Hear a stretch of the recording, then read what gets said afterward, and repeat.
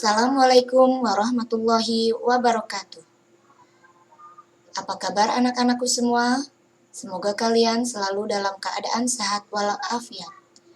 Walaupun saat ini kita masih dalam situasi masa pandemi COVID-19, sehingga kita belum bisa atau tidak memungkinkan untuk melakukan pembelajaran secara tatap muka, dan kita harus belajar secara daring.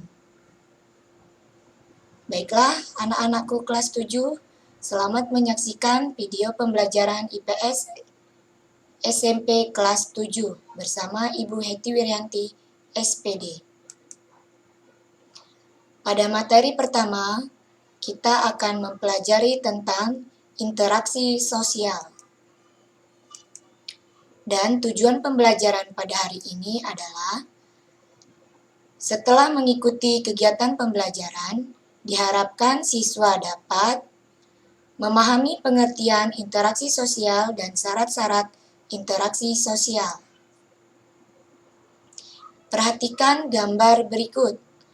Ada dua orang yang sedang berbicara, namun menggunakan bahasa masing-masing, sehingga mereka tidak saling mengerti apa yang mereka bicarakan. Dapatkah ini dikatakan interaksi sosial? Nah, untuk menjawab pertanyaan di atas, marilah kita mempelajari tentang pengertian sosial menurut para ahli.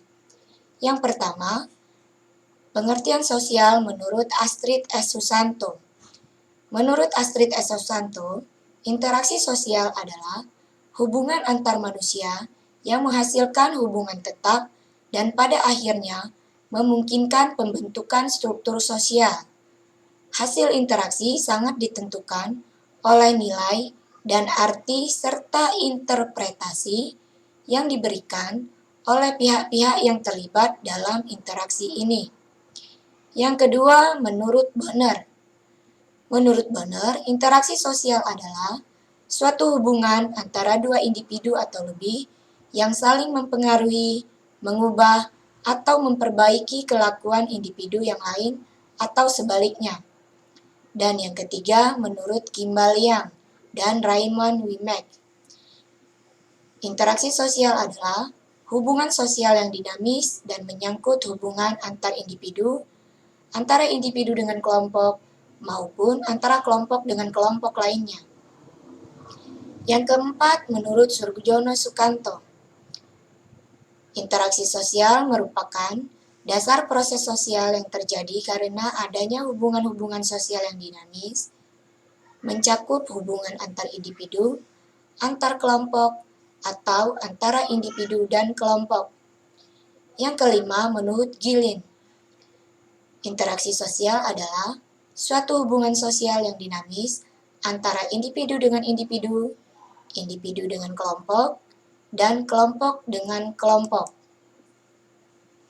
Nah, setelah kita mempelajari banyak pengertian dari para ahli mengenai interaksi sosial, dapat disimpulkan bahwa interaksi sosial adalah hubungan timbal balik yang dilakukan oleh individu atau kelompok yang mana terdapat stimulus dan respon untuk mencapai tujuan tertentu. Kira-kira mengapa interaksi sosial itu ada? Nah, untuk menjawabnya, marilah dengarkan penjelasan berikut. Manusia sebagai individu memerlukan individu lainnya, atau manusia dikenal sebagai homo socius atau makhluk sosial. Artinya, manusia pastinya memerlukan bantuan manusia lainnya dalam memenuhi kebutuhan hidup. Manusia sebagai makhluk sosial dalam kehidupannya memiliki kebutuhan, baik itu material ataupun spiritual. Kebutuhan itu bersumber dari dorongan-dorongan alamiah yang dimiliki manusia sejak lahir hingga akhir hayat. Kehidupan manusia sejak lahir sampai akhir hayat terlibat dalam interaksi sosial. Pada dasarnya, manusia selalu ingin berkumpul, bertemu, berbicara, atau melakukan kegiatan bersama dengan manusia lainnya. Manusia memiliki naluri untuk hidup dengan orang lain. Bertemunya seseorang dengan orang lain atau kelompok lain, kemudian saling berbicara, bekerja sama, dan seterusnya untuk mencapai tujuan tertentu sudah dapat dikatakan sebagai interaksi sosial. Adapun tujuan dari interaksi sosial adalah untuk menjalin hubungan persahabatan, untuk menjalin hubungan dalam bidang-bidang tertentu dalam memenuhi kebutuhan hidup, kemudian melaksanakan kerjasama yang saling menguntungkan, membicarakan dan merundingkan suatu masalah dalam rangka untuk mencari solusi, dan juga meniru kebudayaan orang lain yang lebih. Ciri-ciri interaksi sosial. Ciri-ciri interaksi sosial yang pertama yaitu 1. Jumlah pelaku lebih dari 1 orang. Jadi, jika seseorang melakukan interaksi seorang diri, misalnya dia memukul dinding, maka itu tidak dapat dikatakan interaksi sosial karena hanya dilakukan oleh 1 orang. Yang kedua, adanya komunikasi menggunakan simbol-simbol tertentu. Nah, simbol yang paling umum digunakan untuk berkomunikasi adalah bahasa. Yang ketiga, adanya dimensi waktu. Misalnya masa lalu, masa kini, dan masa depan. Yang keempat, adanya tujuan yang ingin dicapai. Kita lanjut ke jenis-jenis interaksi sosial. Jenis-jenis interaksi sosial yang pertama, interaksi sosial individu dengan individu. Yang kedua, interaksi individu dan kelompok. Yang ketiga, interaksi kelompok dan kelompok. Interaksi sosial individu dengan individu yaitu suatu interaksi ketika dua individu bertemu secara langsung dan melakukan suatu interaksi satu sama lain meskipun itu dalam bentuk yang sederhana. Contohnya, saling menyapa dan tersenyum ketika bertemu di jalan. Sedangkan interaksi individu dan kelompok yaitu sebuah interaksi yang dimana seseorang berkomunikasi dengan sekelompok orang atau lebih dari 3 orang. Contohnya, seseorang yang berorasi di podium.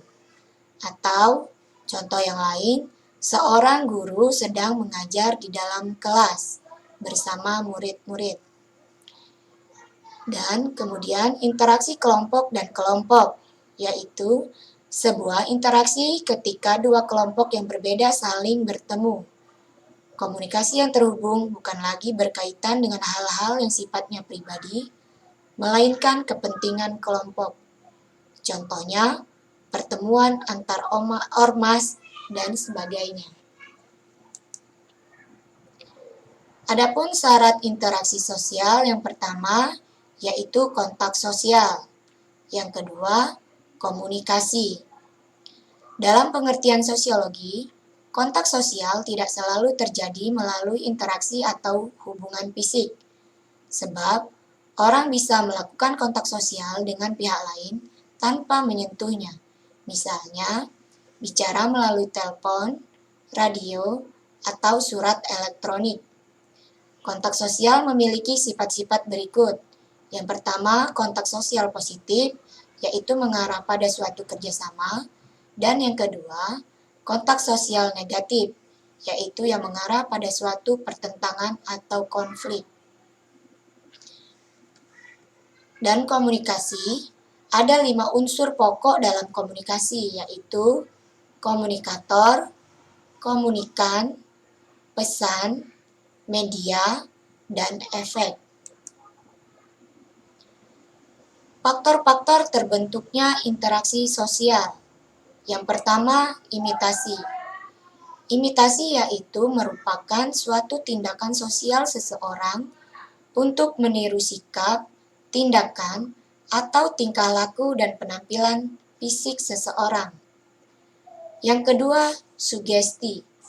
Sugesti merupakan rangsangan, pengaruh, atau stimulus yang diberikan seseorang kepada orang lain sehingga ia melaksanakan apa yang disugestikan tanpa berpikir rasional. Yang ketiga, simpati. Simpati merupakan suatu sikap seseorang yang merasa tertarik kepada orang lain karena penampilan, kebijaksanaan, atau pola pikirnya sesuai dengan nilai-nilai yang dianut oleh orang yang menaruh simpati. Yang keempat, identifikasi. Identifikasi merupakan keinginan sama atau identik bahkan serupa dengan orang lain yang ditiru atau idolanya.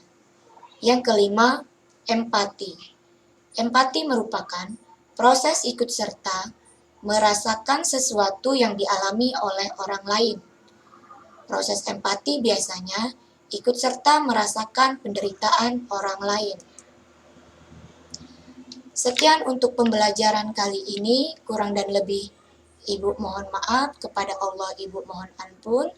Semoga pembelajaran hari ini bermanfaat bagi kita semua. Ibu akhiri, wassalamualaikum warahmatullahi wabarakatuh.